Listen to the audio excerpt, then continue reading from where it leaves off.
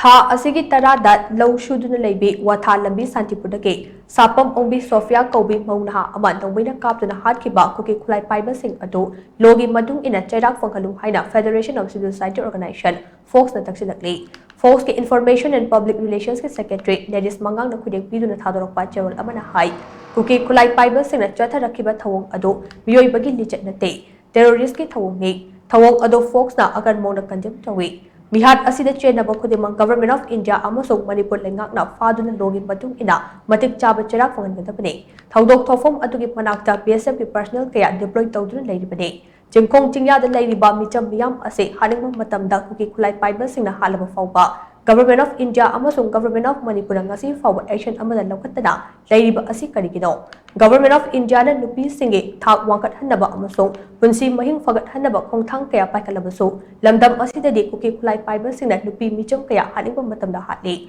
Waidakliba pibam asida Government of India na makha tana geopolitics sa thaduna lamdam asikit miyambul leibak asigi citizen amang oina ubang amlaktrabadi madugi chap chaba pakum miyamna pirat oidabagi maram leite. Nakal amarom da Jiribam district ke manung chanba